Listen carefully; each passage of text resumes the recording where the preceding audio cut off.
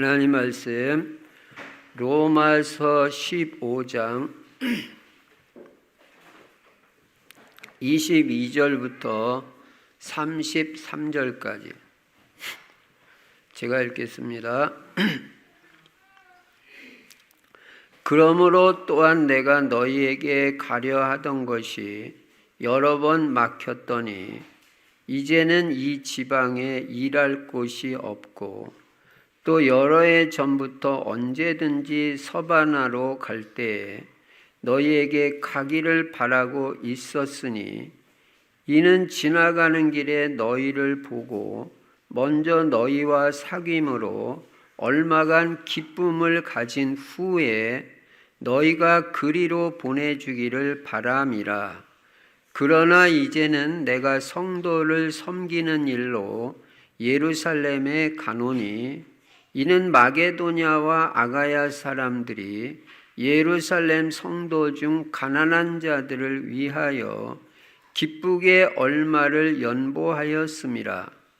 저희가 기뻐서 하였거니와 또한 저희는 그들에게 빚진 자니 만일 이방인들이 그들의 영적인 것을 나누어 가졌으면 육적인 것으로 그들을 섬기는 것이 마땅하니라.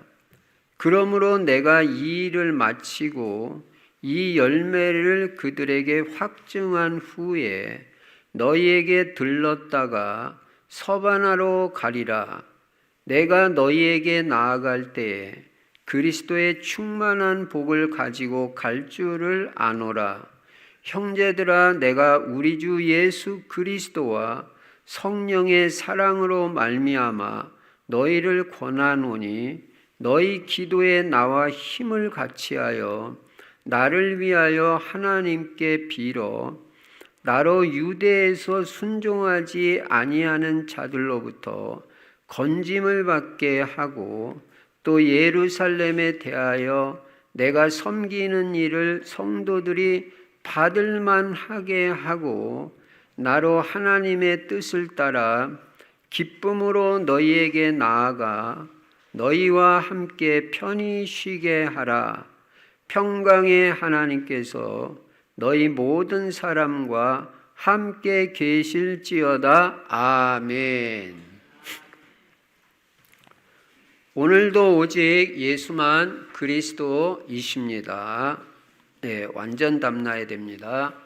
그리스도께서 십자가에서 죽으시고 부활하심으로 우리 인간의 근본 문제인 죄 문제를 다 해결하셨습니다. 여러분의 죄 문제 다 해결된 걸 믿으시기 바랍니다. 예, 믿음이 중요해요. 예, 나는 죄 문제 다 해결받은 사람이다.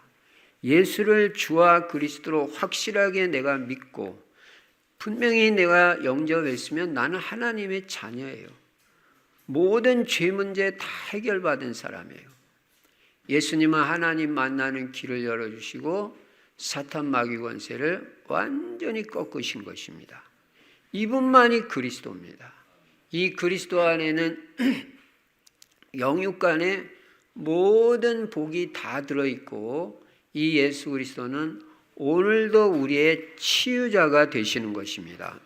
그래서 여러분, 어떤 질병도 주님은 못 고칠 질병이 없고 어떤 영적 문제, 중독도 해결 못하실 문제가 없습니다. 이것도 믿어야 됩니다. 예수님은 내 모든 질병 다 치유하실 수 있다. 나의 연약함도 치유하시고 오래된 영적 문제도 다 치유하실 수 있는 분은 예수 그리스도 한 분밖에 없다. 나는 이분만 의지하고 반드시 치유받고 치유의 증인이 되겠다. 언약을 딱 붙잡아야 돼요.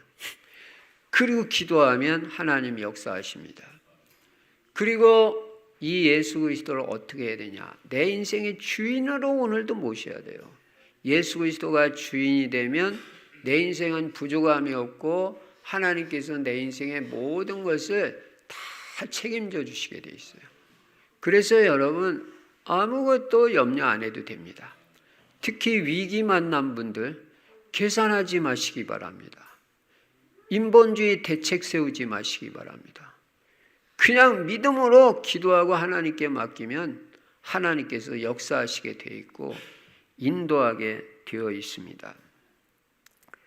그리고 우리는 세계복음화에 방향 맞추고 오직 전도, 선교, 후대를 제자로 키우는 일을 우리 평생 할 일이라는 걸 확실히 깨달아야 됩니다. 여러분의 후대가 다 제자가 되기 바랍니다. 이거 외에 성공하는 길이 없어요.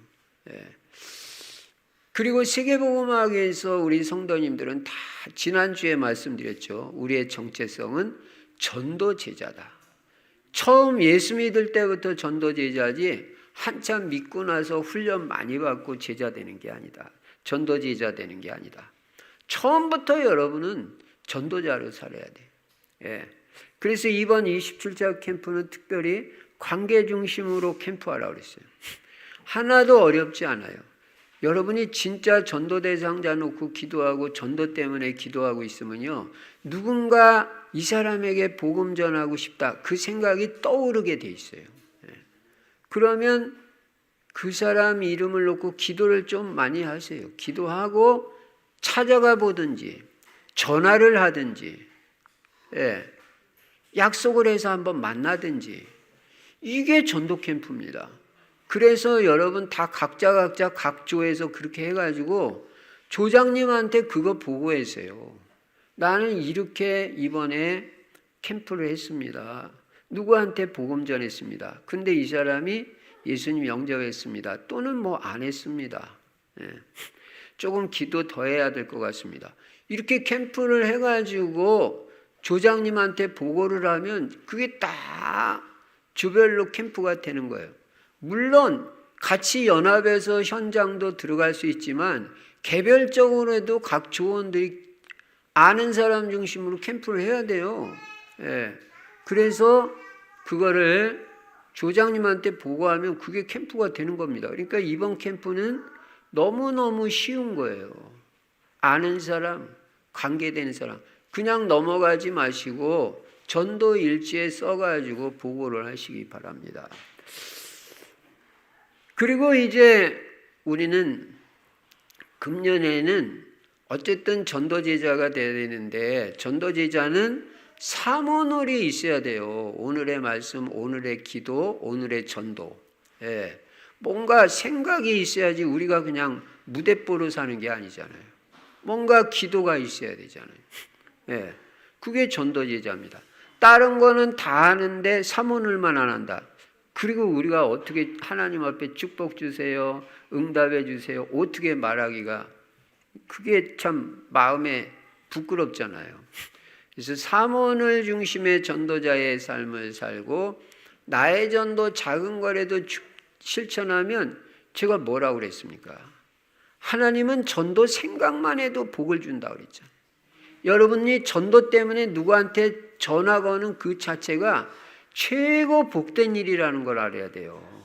그런 사람들이 응답받는 거지 뭐 열심히 사는 사람들이 응답받고 그렇지 않습니다. 그리고 금년에는 어쨌든 뜻을 정해서 끊을 것 끊고 사모놀에 집중하는 거예요. 그리고 중요한 한 가지의 생명을 걸면 다니엘같이 하나님의 역사가 일어나게 되어 있는 것입니다. 그리고 그리스도 하나님의 나라 성령 충만은 매일 누리는 것입니다. 오늘 본문 말씀을 보니까 본문 말씀을 통해서 우리가 깨달아지는 게 뭐냐? 첫 번째로 꿈과 비전의 중요성입니다. 여러분, 꿈과 비전이 얼마나 중요한지 알아야 돼요. 그러니까 이게 없으면 늙은이에요, 노인이에요. 청년들도 너 뭐 되고 싶냐? 우리 랩런트들 중고등학생들한테 너 뭐 되고 싶냐고, 나 뭐 해야 될지 몰라요. 이거는 늙은 사람이나 마찬가지예요. 근데 연세가 90이 됐는데도 나는 앞으로 할 일이 이겁니다. 내 꿈은 이겁니다. 내 후손들에게 이 시스템을 나는 물려주고 가려고 합니다. 이 비전과 꿈이 분명한 사람은 청년이에요. 이게 얼마나 중요한지 몰라요. 바울은 비전이 있었고 꿈이 있었어요. 언약이 있었어요. 바울의 언약이 뭐냐? 그리스도 세계복음화, 로마 복음화였습니다. 이 당시 로마는 오늘날 미국과 같은 나라입니다. 미국은 지금 전 세계로 다 통합니다. 마찬가지로 로마는 그 당시에 전 세계로 다 통했습니다. 그래서 로마 복음화하면 이게 전 세계 복음화로 연결이 돼요.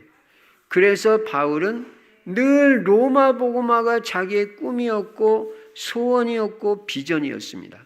그래서 그걸 늘 말한 거예요. 여러분이 비전 있고 꿈이 있으면요, 그걸 말하게 돼 있어요. 요셉을 보세요. 말하잖아요. 예. 그래, 이게 그렇게 중요하다니까요. 그래서 바울이 또 말하잖아요. 사도행전 19장 21절에 보면 내가 로마도 보아야 하리라. 나는 로마 가가지고 복음 전해야 된다. 그게 늘 꿈이고 언약이니까. 바울은 로마 복음화에서 한 단계 더 나가서 서바나는 지금 어디냐면 스페인입니다. 스페인까지 복음 전할 계획과 비전을 가지고 있는 거예요. 이 꿈을 가지고 있는 거예요. 얼마나 멋있어요. 여러분도 뭔가 이 복음 전할 꿈이 있어야 돼요. 지역 살릴 꿈이 있고, 가면 보고만 난 이렇게 하겠다, 이런 비전과 꿈이 있어야 된다니까요. 왜 스페인을 가려고 하느냐? 이 당시에는 스페인 서바나가 땅끝이라고 생각을 했어요. 그러니까 땅끝까지 나는 다 가서 복음 전한다. 여러분, 여러분의 꿈은 무엇입니까? 여러분의 비전과 소원은 무엇입니까? 이 소원과 비전이 여러분의 인생을 만들고 그 비전과 꿈대로 여러분의 인생이 되게 되어 있습니다. 그래서 이 비전과 꿈과 언약이 중요한 거예요. 그래서 예수님은 제자들에게 분명한 꿈을 심어줬어요. 비전을 심어줬어요. 분명한 사명 줬어요.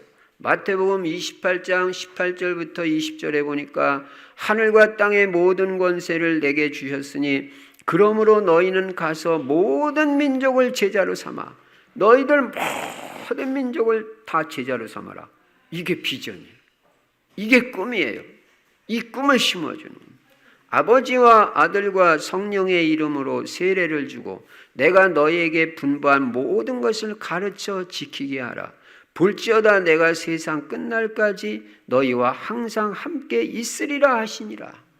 힘도 없고 가난하고 못 배운 그 제자들에게 세계복음화하라. 이게 될 말입니까? 여러분, 이따도 말씀드리겠습니다만 꿈은요, 현실과 꼭 맞는 게 아니에요. 내가 하는 것도 아니에요. 중요한 건 뭐냐? 하나님이 주시는 꿈을 붙잡아야 돼요. 내가 만드는 비전이 아니라. 분명히 하나님이 내 마음에 주시는 비전과 꿈이 있어요. 그거는 지금 현실과 안 맞아도 결국은 되게 돼 있기 때문에 그거를 붙잡아야 돼요. 현실과 안 맞은다고 이건 나하고 상관없다. 그렇지 않습니다. 아니, 예수님 제자들이 어떻게 세계복음화해요? 그 사람도 아무 능력 없는 사람들이에요. 내 능력으로 하는 게 아니에요. 하나님이 능력 주시면 어떤 꿈도 이루어질 줄로 믿습니다. 예수님은 부활하신 후에 40일 동안 하나님의 나라에 대해서 계속 제자들한테 말씀했어요. 그리고 승천하시기 직전에도 제자들에게 동일한 비전과 언약을 주셨습니다. 오직 성령이 너희에게 임하시면 너희가 권능을 받고 예루살렘과 온 유대와 사마리아와 땅끝까지 이르러 내 증인이 되리라 하시니라. 너희들이 증인이 되라 이게 아니고 내가 너희를 땅끝까지 그리스도의 증인이 되게 하겠다고 약속하신 거예요. 그러면 이렇게 약속을 하셨으면 이 약속을 딱 붙잡아야 되잖아요. 나 성령 충만 받고 권능 받고 증거를 얻어서 나는 가문 살리고 지역 살리고 세계복음화의 증인이 된다. 그리스도의 증인으로 쓰임받는다. 이 언약 비전을 딱 붙잡아야 되잖아요. 그래야 이게 성취되는 거지. 말을 했는데도 그냥 대충 생각하고 비전도 생각지도 않고 언약도 안 붙잡으면 우리가 이루어질 게 없어요. 근데 예수님이 제자들한테 이렇게 말했는데요. 요걸 사실 제대로 붙잡은 제자들은 성경을 잘 보면 별로 없는 것 같아요. 여러분, 그러니까 이거는 이 언약을 붙잡는 사람이 승리하고 응답하는 그 증거가 뭐냐? 수제자인 베드로도 이걸 확실히 못 붙잡은 것 같아요. 왜 그러냐면 이 수제자인 베드로도 복음 전한 걸 누구한테 전한? 주로 유대인한테만 전했어요. 사도행전 10장에 가서 비로소 이방인 고넬료에게 복음을 전하게 되는데 그것도 이 언약을 붙잡고 복음을 전한 게 아니고 상황이 그렇게 됐어요. 천사가 나타나서 베드로한테 고넬료네 집에 가서 복음 전해라. 또 고넬료한테는 천사가 나타나서 베드로 사도를 모셔다가 너 복음 말씀 들으라. 이렇게 해가지고 자기가 뭐 마음에 내키지도 않는데 그냥 억지로 가서 복음 전한 거예요. 근데 하나님의 역사 일어난 거예요. 자원해서 한 게 아니라는 거예요. 그러니까 언약을 이 비전을 확실하게 붙잡았다고 볼 수가 없어요. 그런데 이 사도행전 1장 8절 땅끝까지 복음 전하는 이 언약을 확실하게 붙잡은 한 사람이 있었는데 그게 바울이라는 거예요. 결국은 바울에 의해서 땅끝까지 복음이 전파되잖아요. 여러분, 꿈과 비전은 너무나도 중요합니다. 여러분, 꿈이 있어야 되고 비전이 있어야 돼요. 아무리 몸이 아파도 꿈과 비전 없는 사람은 잘 안 나요. 왜? 꿈이 있고 비전이 있고 언약이 있는 사람은 다 나요. 계속 치유돼요. 건강해져요. 예수님이 그래서 제자들한테 이 큰 비전을 주신 거예요. 여러분도 세계를 복음화하는 비전을 붙잡기 바랍니다. 반드시 하나님은 여러분을 세계 복음화에 쓰실 것입니다. 기독교는 현실에 안주하는 종교가 아닙니다.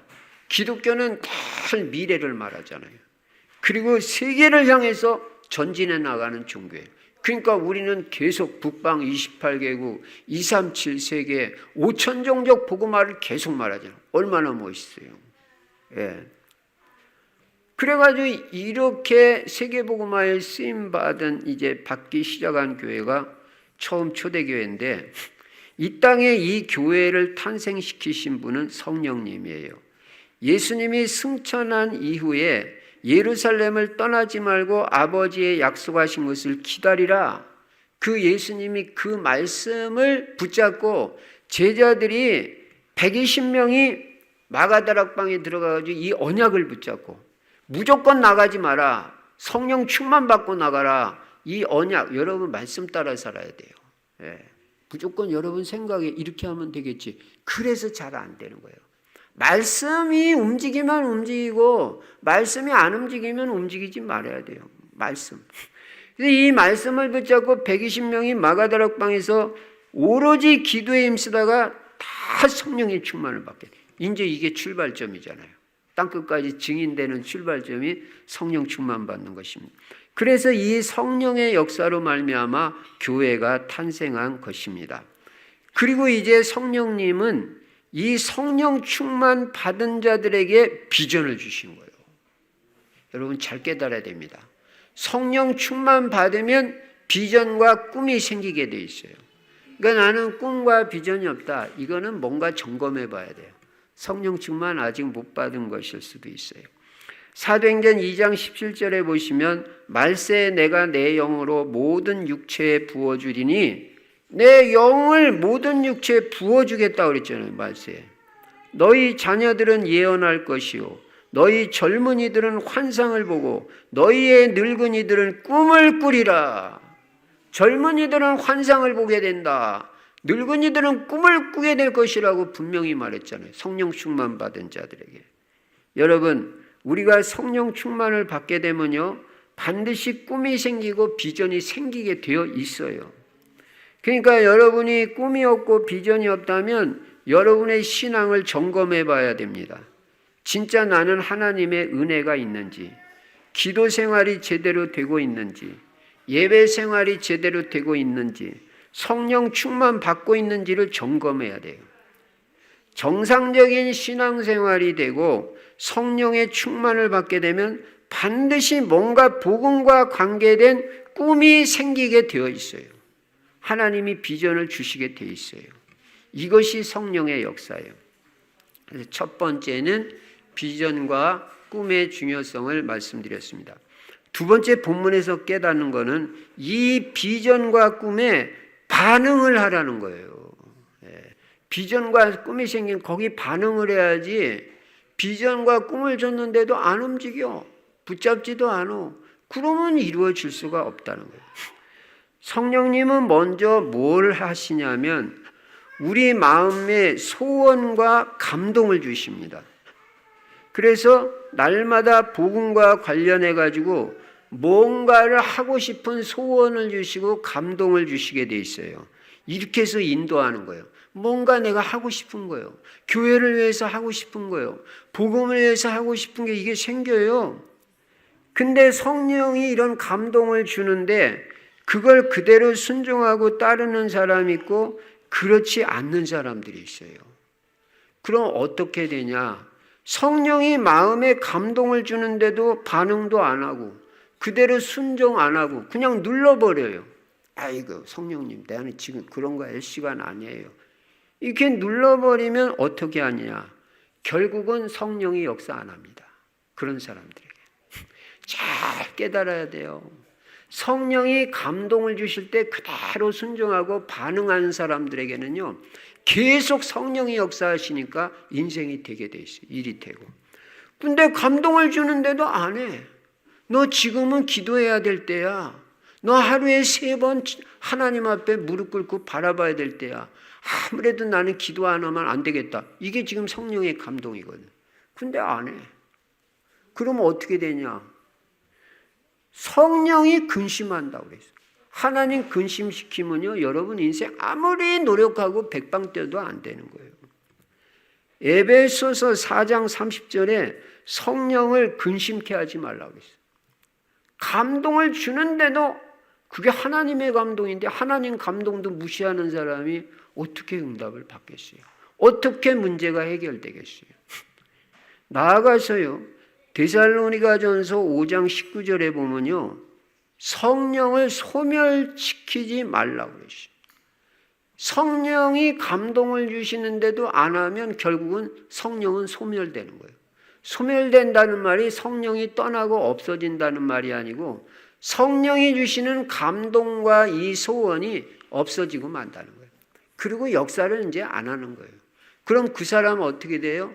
그냥 세상 사람, 육신의 사람 되는 거예요. 그냥 주일날 교회 한번 왔다 갔다 하는 거지 아무 역사 증거 없어요. 왜냐? 성령이 역사를 안 하니까. 성령이 하셔야 되는데 왜냐? 성령이 역사하고 감동을 줘도 그대로 순종을 안 하니까 반응을 안 하니까 성령도 근심하고 소멸돼 버리고 마는 거예요. 여러분 잘 깨달아야 됩니다. 그래서 여러분 성령이 감동을 주시면 반응하고 순종을 해야 돼요. 예배 드리고 싶은 마음이 생기면 예배 드려야 됩니다. 난 주일날 하루 종일 예배에 올인하겠다. 너 그렇게 해라. 성령이 감동을 주시거든요. 그러면 그대로 순종을 해야 여러분 역사 일어나요. 네. 나 누구를 좀 전도해야 되겠다. 요 마음이 생기면 만사 제쳐놓고 뭐 몸이 아프고 안 아프고를 떠나서 전도를 해야 된다니까요. 왜? 성령이 주신 감동이잖아. 예. 내가 얼마를 헌금해야 되겠다 이 마음이 들잖아요.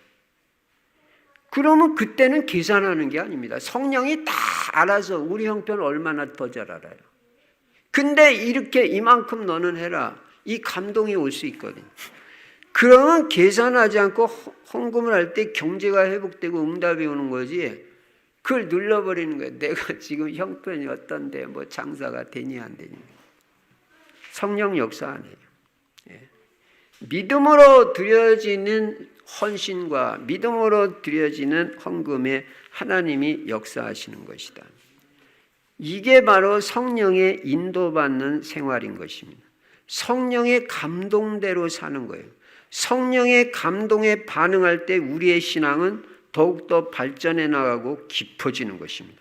그리고 하나님의 축복된 계획이 내 인생에 이루어지는 것입니다. 나아가서 성령은 이렇게 소원과 감동만 주시는 게 아니라 우리에게 비전과 꿈도 주십니다. 예. 근데 아까도 말씀드린 대로 이 성령이 꿈과 비전을 주시는데 내 현실과 안 맞을 수도 있어요. 어렵게 보이기도 해요. 내가 어떻게 그런 일을 하냐. 이런 꿈과 비전이 나타나기도 하는 거예요. 하나님이 그런 꿈과 비전도 주시는 거예요. 그렇다고 해서 하나님이 주시는 꿈과 비전을 버리면 안 돼요. 이 비전과 꿈을 붙잡고 기도해야 됩니다. 하나님이 주신 꿈, 하나님이 주신 비전, 하나님이 주신 언약. 그리고 이 꿈이 어떻게 하면 이루어질 것인가 그 길도 생각해 봐야 돼요. 알아보기도 하고. 그러다가 이 꿈이 성취되고 이루어지는 것입니다. 중요한 건 뭐냐? 하나님이 주신 꿈이냐? 내가 만든 꿈이냐? 이게 지금 중요하지. 하나님이 주신 꿈은 반드시 이루어지게 돼 있어요. 이게 중요해요. 내가 만드는 꿈이 아니에요. 내가 이거 하겠다. 이게 아니에요. 분명히 하나님은 우리에게 꿈을 주시고 비전을 주시게 돼 있어요. 나 축복하시려고. 요셉한테 그랬잖아요. 해와 달과 11별이 자기에게 절하는 꿈을 주셨다니까. 이게 있을 수 있는 일이에요. 그리고 11볕단이 일어나가지고 자기를 둘러서서 자기한테 절하는 꿈을 하나님이 주셨어요. 똑같은 꿈이에요. 이야, 이게 도대체 뭐냐. 형들이 나한테 다 절을 하고 부모님이 나한테 절을 해. 세상에 이런 일이 있을 수 있습니까? 근데 요셉은요, 그 꿈을 하나님이 비전을 주셨을 때 그거를 믿고 말해버렸어. 형들한테도 말하고 아버지한테도 말하고. 그래서 형들이 미워하기 시작한 거예요. 기도하는 사람은 미워하지 않습니다. 기도 안 하는 사람이 미워해요. 아버지는 기도하는 사람이기 때문에 그 소리를 들었을 때 물론 꾸중을 했어요. 그건 그냥 하는 거예요. 이놈아, 무슨 나와 네 어머니가 그리고 네 형들이 너한테 절을 하겠다는 거냐? 이놈아, 교만한 이놈아. 뭐 그 말은 안 했겠지만, 그렇지만 분명히 뭐라고 말씀하냐면 야곱은 요셉이 말한 것을 그 마음에 두었더라. 안 잊어버렸다. 형들은 무시하고 욕하고 미워했지만 아버지는 그 말을 마음에 두었다는 말은 얘는 뭔가 다르구나. 하나님이 쓰시겠구나. 이 비전을 하나님이 주셨구나. 그래서 내가 얘를 위해서 기도해 줘야 되겠구나. 그리고 실제로 기도를 해줬다는 거예요. 기도하는 사람은 달라요. 여러분도 자녀가 하는 말을 잘 들어야 됩니다. 귀담아 듣고 얘가 지금 하나님이 주신 꿈을 말하는지, 그럼 그렇다면은 그걸 마음에 두고 기도를 해주는 게 부모지. 그냥 공부만 잘해도 그게 무슨 부모예요. 예. 그래서 이 요셉은 이 하나님이 주신 꿈인지 여러분이 만든 꿈이 그걸 잘 생각해 보시고요. 하나님이 주신 꿈이라면 지금 상황이 안 맞아도 절대 버리지 마세요. 요셉은 결코 이 꿈을 버리지 않았어요. 그 꿈을 포기하지도 않고 계속해서 자기의 마음에 담고 기도했습니다. 왜냐하면 하나님이 주신 꿈이니까.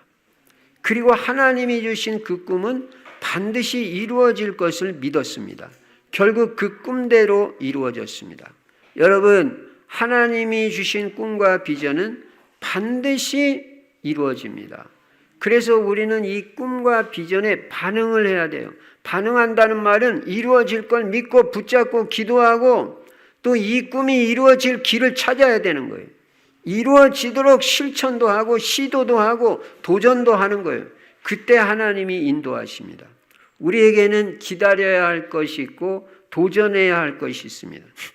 바울은 분명히 사도행전 1장 8절을 비전으로 가슴에 담고 특별히 로마 복음화를 중심의 비전, 중심의 언약으로 붙잡고 늘 그걸 기도했어요.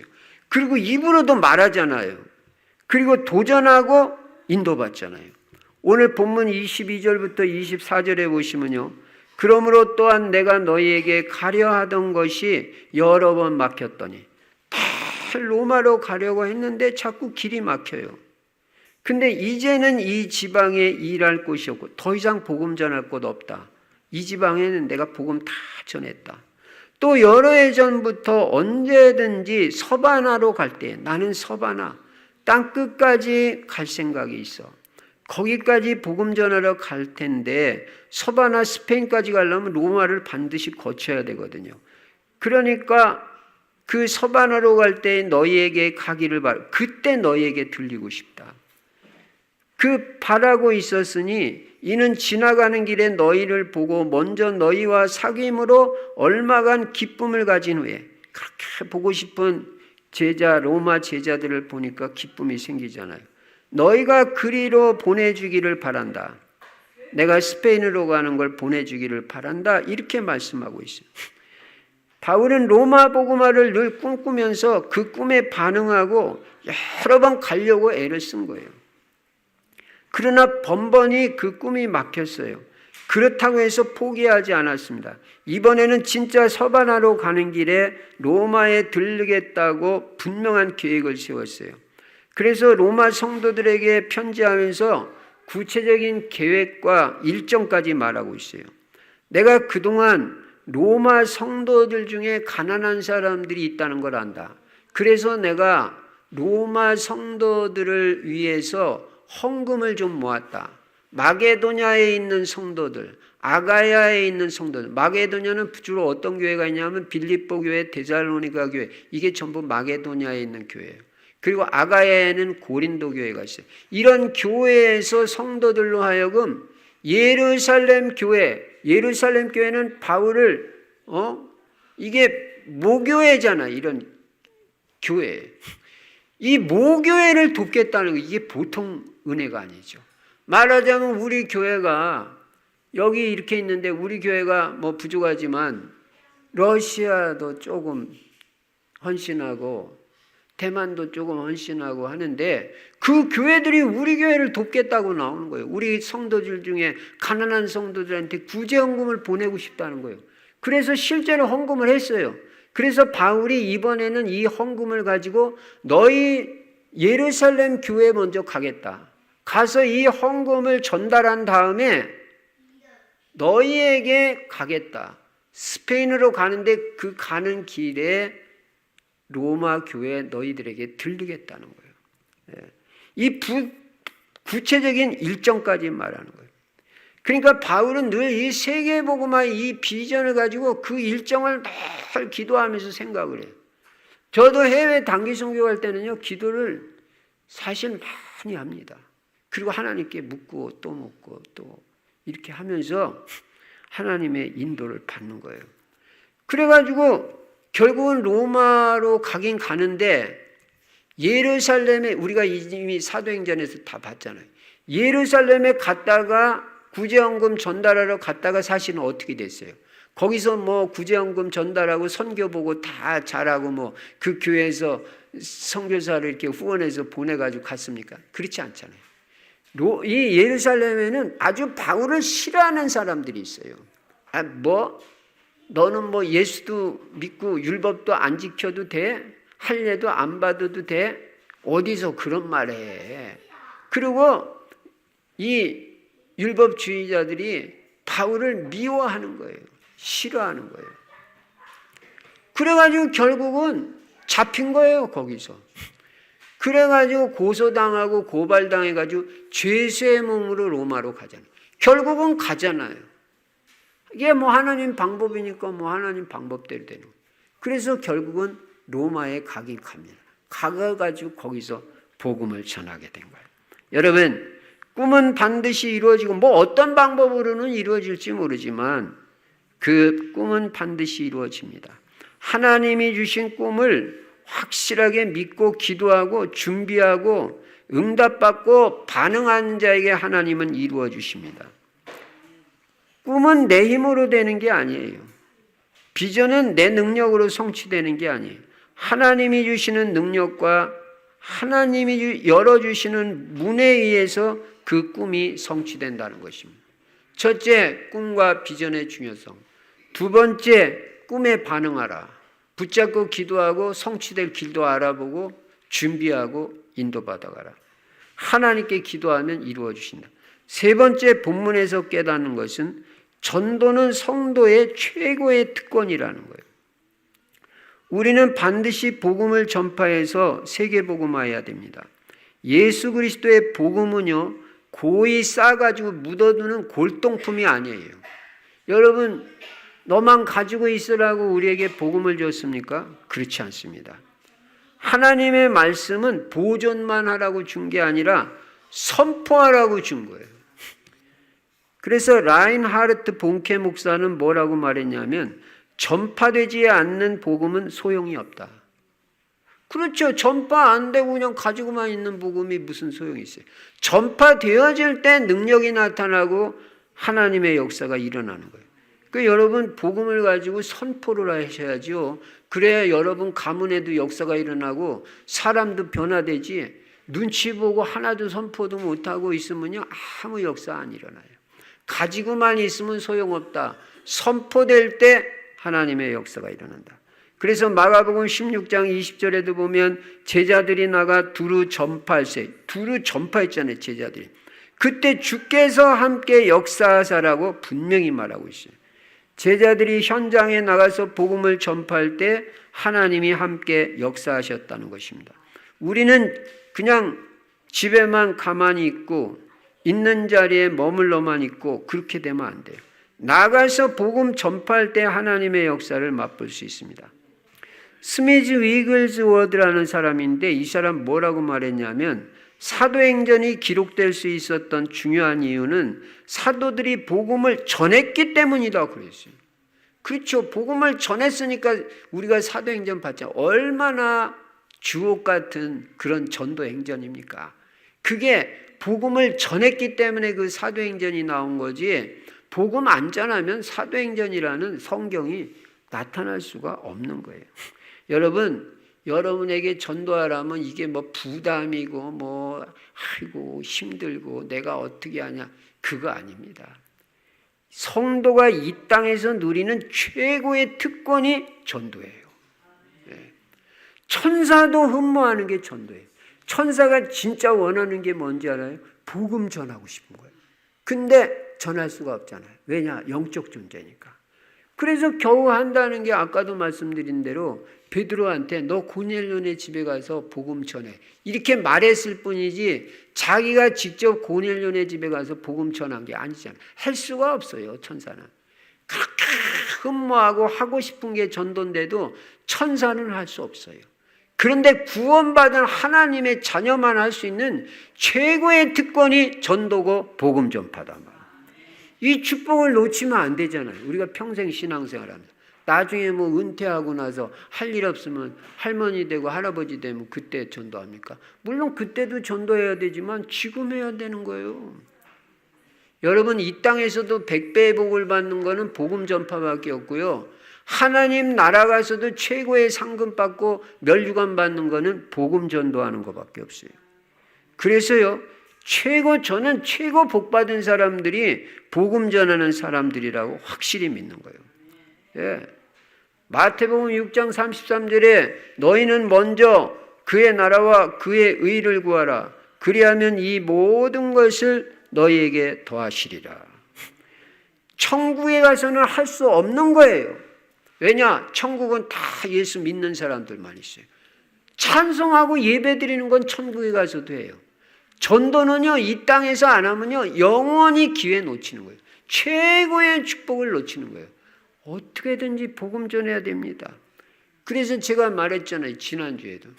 여러분이 전도 때문에 누구를 위해서 기도를 하고 전도 때문에 그 사람한테 전화하고, 이게 가장 가치 있는 일이고 복 받을 일이라는 거예요.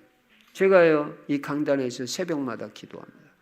기도하다 보면 떠오르는 사람이 있어요. 다 적습니다.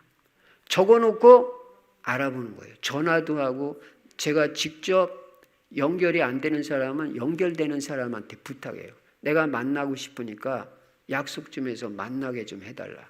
또 이 사람은 내가 찾아가야 되겠다. 그거 다 적는데 이게 내가 얼마나 복받을 일입니까? 영혼 구원을 위해서. 여러분도 그렇게 해야 돼요. 전도대상자를 놓고 기도하고, 이게 어마어마한 복받을 일이에요. 최고의 축복이에요. 그래서 여러분은 인생이 전도 속에 있어야 돼요. 신앙생활이 기도 중심, 전도 중심으로 돼야 돼요. 전도 속에서 행복한 성도가 신앙생활 잘하는 거예요. 직업도 학업도 전도 속에서 있기 바랍니다. 사업도 전도 속에서. 전도가 되니 안 되니 그게 우리하고 무슨 상관이 있습니까? 그럼 전도 안 되면 안 할 거예요? 그거는 하나님 소관이지 내 소관이 아니잖아요. 우리가 틀린 말 하면 안 돼요. 전도 된다 안 된다. 그게 우리한테 무슨 중요하고 그게 맞는 말이냐? 그건 맞는 말 아니에요. 하나님이 하시면 됩니다. 그리고 되든 안 되든 우리는 복음 전하는 거예요. 열매는 하나님이 맺게 하시는 거고 열매가 아직 안 맺어지면 아직 시간표 안 된 거니까 더 기도하고 준비하면 되는 것이고. 그래서 전도 속에 있으면 하나님은 경제도 책임지시고 특히 건강을 책임져 주시는 걸 체험할 수 있어요. 여러분 예배 안 드리면 건강 회복 안 돼요. 천하 없어도 안 되게 돼 있어요. 예. 근데 이 말을 하면 못 알아들어요. 예배를 한 번이라도 더 드리세요. 못 알아들어요. 그때 치유가 임한다는 걸 몰라요.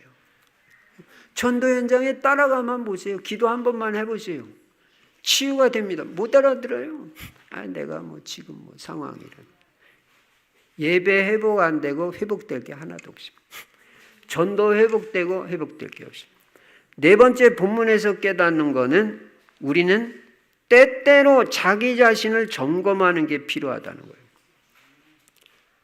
복음 증거하는 것도 중요하지만 시시때때로 우리는 자기 점검이 필요하다는 거예요. 사도 바울의 전도의 특징은 항상 본교에 파송한 교회와 긴밀한 관계를 유지했어요. 그래서 1차 전도 여행 마치고 안디옥 교회로 돌아가고 2차 전도 여행 마치고는 예루살렘으로 돌아가고 3차 전도 여행 마치고는 그냥 마음대로 간 게 아니고 안디옥과 예루살렘에 돌아가서 보고를 한 거예요. 사도 바울의 꿈은 지금 땅끝 스페인까지 가서 복음 전하는 건데 지금 반드시 예루살렘으로 돌아가려고 했잖아요. 돌아가고 거기를 거쳐가지고 로마 거쳐서 스페인까지 가려고 했잖아요. 이게 지금 바울의 구상이잖아요. 물론 구제헌금 걷어들인 거 그걸 갖다 전달하는 목적도 있지만 가서 이 복음을 확실하게 이해 못한 사람들한테도 이 이방인들에게 어떻게 복음이 전파되고 어떤 역사가 일어났는지 하나님이 하신 역사를 보고도 하고 싶은 거예요. 복음이 시작된 곳으로 다시 가가지고. 왜냐하면 너무 나가서 오래 이렇게 하다 보면요 사람이 변질될 수도 있어요. 그리고 자기 점검도 안 되고 계속 가는 거예요. 그렇기 때문에 여러분과 저도 때때로 우리의 신앙의 점검이 필요하다는 거예요. 잠깐 멈춰가지고. 그래서 내가 신앙생활을 제대로 하고 있는지, 기도생활, 전도생활을 제대로 하고 있는지 때로는 점검해 볼 필요가 있어요. 이게 신앙생활, 전도생활에서 성장하는 데 아주 중요한 거예요. 그래서 점검도 하고 수정할 건 수정하고 고칠 것은 고치고 갱신해 나가는 거예요. 이 원리를 확대 해석해 보면요. 예배 생활에도 이 원리가 적용된다는 걸 알 수 있어요. 어떤 사람은 일주일에 딱 한 번 교회 옵니다. 어떤 사람은 자주 옵니다. 이거를 알아야 되는 게 뭐냐면요. 여러분이 교회 나와서 예배하는 이 시간이 지금 무장하는 시간이라는 걸 알아야 돼요. 그러면 자주 나와서 예배 드린 사람은 무장하는 횟수가 많아지는 거예요. 근데 간혹 한 번 나오고 일주일에 한 번 나오면 이게 이 주기가 얼마나에 따라서 나타나는 능력이 달라질 수 있다는 거예요. 교회 가끔 나오는 사람들은요, 복음의 능력이 잘 안 나타나요. 자기 한 사람 믿음 지키기도 어렵잖아요. 그러니까 하나님 앞에서 바로 쓰임을 받을 수가 없는 거예요. 그러니까 진짜 나는 하나님 앞에 바로 쓰임 받고 싶다. 그런 사람은요, 수요 예배, 금요 기도회, 구역 예배, 다락방, 지교회, 새벽 기도회까지 다 나와야 되는 거예요. 그러면 하나님 앞에서 큰 일에 쓰임 받을 수 있고요. 최소한 내가 좀 더 크게 하나님 쓰임 받고 싶다. 하루에 2번 내지 3번은 하나님 앞에 나아가야 돼요. 그때마다 무장이 되기 때문에 사탄 마귀 공격이 이게 무뎌지는 거예요. 기도의 능력 없이 비전만 붙잡고 있으면 공허해져요. 우리는 복음의 칼날을 확실하게 갈아야 돼요.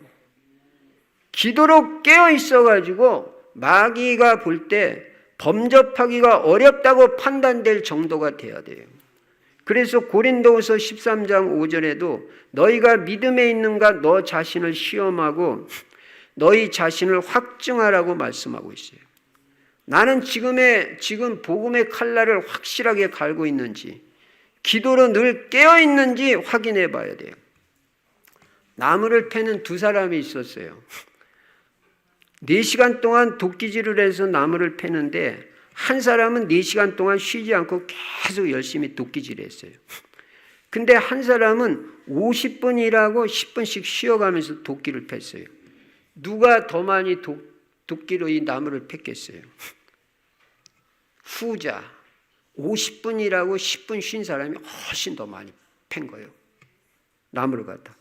그러니까 이 4시간 지속해서 계속 열심히 도끼로 나무를 팬 사람이 물어봤어요. 아니, 나는 쉬지 않고 일했는데 어떻게 당신은 10분씩 쉬어가면서 일했는데 나보다 이렇게 나무를 더 많이 팼습니까?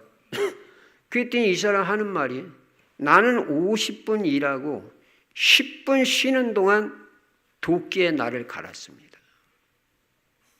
도끼의 날을 갈았다. 그러니까 10분 쉴 때마다 도끼의 날이 예리해지는 거예요. 그래가지고 내리치면 그냥 팍팍 이게 나무가 펴지는 거예요. 근데 한 사람은 계속 도끼로 계속 사용하다 보니까 도끼날이 무뎌져가지고 낮이면은 열심히 뛰는데도 아무것도 안 돼요. 여러분 일주일 내내 직장에 가서 일하고 열심히 하면 돈도 많이 벌고 잘 될 것 같습니까? 그런 생각이 들겠죠. 그렇지 않습니다. 일주일에 한 번 교회 나와서 예배 드리고 자꾸 저녁 예배도 참석하려고 하고 주일날은 1, 2, 3부 다 드리든지 최소한 2부, 3부는 드리고 이래야 영적인 도끼날이 예리해지는 것이다. 복음의 날이 예리해져가지고 현장에 가면 팍팍 이게 복음이 꽂혀버리는 영적으로 깨어있어가지고 영성이 생기고 이 영적인 복음의 칼날이 예리해지고 영적인 힘이 생기고 기도로 깨어있는 거예요. 예배 드릴 때마다 무장이 된다니까. 그냥 그렇게 집에서 편하게 무뎌지고 있다는 걸 알아야 돼요. 아무 역사 없어요. 우리는요 하나님 앞에 가는 그날까지 예배 드립니다. 하나님 앞에 가는 그날까지 새벽 기도합니다. 그렇게 육신에 껴가지고 편한 것 찾고 영적인 칼은 점점 무디지고 사람을 만나도 아무 역사 안 일어나. 왜? 무디어져서. 점검하는 시간을 가져라. 하루에 3번은 하나님 앞에 나가야 된다. 영적인 칼을 갈아라. 복음의 칼을 갈아라. 영적으로 깨어 있어라. 그 시간이 우리에게 필요하다. 결론입니다. 꿈과 비전이 인생을 만듭니다. 바울은 눈을 뜨나 감으나 오직 로마복음화, 세계복음화가 그의 비전이었고 꿈이었어요. 언약이었고 기도였습니다. 이것이 그가 사는 이유예요. 이거 하나밖에 없어요. 여러분은 기도와 말씀 속에서 하나님이 주시는 비전과 꿈을 가져야 돼요. 로마서 16장 제자가 되겠다는 꿈이 분명해야 됩니다. 근데 어떤 사람들은 하다가 흐지부지돼. 상황 어렵다, 힘들다. 그게 무슨 꿈이고 그게 무슨 비전이고 언약입니까? 나는 평생 보호자, 동역자, 식주인으로 살겠다. 이 언약이 확실해야 된다. 그래야 세계복음화에 쓰임받는 인생이 되고 나중에도 후대들한테 말할 게 있어요. 너 아버지같이 신앙생활해. 너 엄마같이 너도 확실히 언약 붙잡고 교회 잘 섬기고 세계복음화에 쓰임받아라. 목사님 오른팔 대라. 네가 할 일 그거밖에 없다. 내가 모델이 돼서 확실하게 너 나같이 예배드려. 나같이 기도 생활해. 그렇게 말할 수 있어야지. 넌 나같이 살지 마라. 이게 실패한 인생이 아니고 뭐냐. 너 나같이 예배 생활해. 너 나같이 새벽 기도해. 새벽에 깨어 있어. 우리는요, 분명히 전도와 세계복음화의 축복의 대열에 서 있는 사람이에요. 내가 얼마나 복받고 복된 대열에 서 있는 걸 알아야 돼. 그래서 여러분과 저는요, 오늘부터 하나님 앞에 무조건 감사해야 돼요. 좋은 일이 있으면 감사하시기 바랍니다. 안 좋은 일이 있으면 더 감사하시기 바랍니다. 실패가 왔다면 진짜 감사하시기 바랍니다. 왜냐? 합력해서 선을 이룰 거니까. 아이고 뭐 일도 잘 안 되는데. 그게 불신자나 똑같은 거예요. 신자가 그렇습니까? 하박국이 그렇습니까? 아무것도 없고 없는데도 난 구원의 하나님을 인하여 기뻐하리로다. 이게 신자죠. 그리고 축복의 대열에서 이제는 작은 실천부터 발을 내디시기 바랍니다. 꿈이 성취될 수 있도록 기도하고 그 꿈이 성취되기를 위해서 발을 내디뎌야 돼요. 뭔가 내가 할 수 있는 작은 실천부터 실천해야 돼요. 전도를 위해서 작은 걸 실천하고 세계복음화하고 있는데 큰 거 하라는 거 아니, 지금 제가 큰 거 하라는 거 아니잖아요. 작은 실천해서 발을 내디뎌야 세계복음화가 되는 거지. 아이고 내가 뭘 하니. 그러면 어느 천년에 되겠습니까? 여러분과 저는 복음 안에 있으면 반드시 큰 축복 받게 돼 있기 때문에 나 자신을 늘 점검하고 때때로 점검하고 갱신해야 돼요. 그래서 옛날에 어떤 사람은 그렇게 해도 말이에요. 물론 신자는 아니지만 아내 빼놓고는 다 바꿔라. 우리는 모든 걸 다 갱신해야 돼요. 영적으로 갱신하고 육신적으로도 갱신해야 돼. 아이고 난 건강이 그런 소리 하지 마시고요. 육신적으로도 갱신하고요. 생활도 갱신하라고. 생활 전반에 걸쳐서 싹 다 갱신해야 돼요. 예. 그래서 복음의 칼을 갈아야 돼. 영적으로 기도로 깨어 있어야 돼요. 예배와 기도가 더 많아져야 돼. 그게 영적인 무장을 하는. 그때 여러분의 인생이 되나가지. 일주일에 한 번 예배. 그리고 복 주세요. 해결해 주세요. 여러분 그냥 듣지 마세요. 교만이 꺾어져야 됩니다. 내 생각이 내려놔져야 됩니다. 어린애같이 순수하게 강단에서 주는 말씀 그대로 따라갈 때 하나님이 그 심령에 역사하고 그 가정과 산업에 역사하게 되죠. 하나님의 은혜와 축복이 여러분과 제 인생에 넘치시기를 주의 이름으로 축원합니다. 주신 말씀 붙잡고 2분만 합심해서 기도하겠습니다. 진짜 언약과 기도가 회복되고 비전이 회복되고 생활 전반에 걸쳐서 갱신하고 영적으로 더 무장하고 예리해질 수 있도록 우리 합심해서 기도하겠습니다. 살아계신 우리 아버지 하나님, 오늘도 말씀을 주시니 감사합니다. 내 생각을 내려놓게 해주시고 하나님의 뜻을 따라 하나님의 인도받는 인생 되게 하여 주시옵소서. 하나님, 우리에게 꿈과 비전을 주시니 감사합니다. 하나님이 주신 꿈과 비전을 소중하게 생각하고 언약으로 붙잡고 기도하며 하나님의 인도받아가는 인생이 되어서 하나님이 주신 언약이 성취되고 꿈이 이루어지고 비전이 이루어지는 인생 되게 하여 주시옵소서. 특별히 세계복음화에 쓰임받을 수 있도록 평생을 축복하시고 인도해 주시고 우리의 후대까지 그리스도 세계복음화의 언약 붙잡고 세계복음화에 쓰임받는 자손 천대까지 언약 가문이 이루어지게 해주시옵소서. 내 생각을 다 내려놓게 하시고 성령이 감동 주실 때 그대로 순종하게 해주시고 성령이 주시는 비전과 꿈에 따라 인도받는 인생 되게 해주시오. 성령의 인도받는 인생이 되게 해주시오. 영적으로 이제 모든 무뎌진 것들이 새롭게 회복되게 하여 주시되 복음의 칼날이 갈아지게 하시고 또 기도로 깨어있는 우리가 되어서 하나님이 크고 귀하게 적절하게 확실하게 언제라도 쓰실 수 있는 사람이 될 수 있도록 영적으로 무장이 되게 하여 주시옵소서. 영적 생활이 갱신되게 하시고 생활 전반에 걸쳐서 갱신되고 변화되어 하나님이 축복하실 수밖에 없고 회복하게 하실 수밖에 없는 인생이 되어지도록 은혜를 베풀어 주시옵소서. 그래서 바울같이 멋있게 세계복음화까지 쓰임받는 인생 되게 하여 주시옵소서. 살아계신 우리 아버지 하나님, 이번 주에도 말씀 주시니 감사합니다.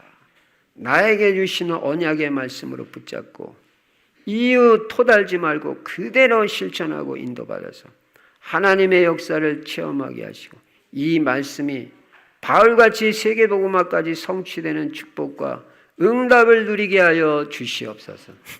주 예수 그리스도 이름으로 감사하며 기도드리옵나이다. 아멘.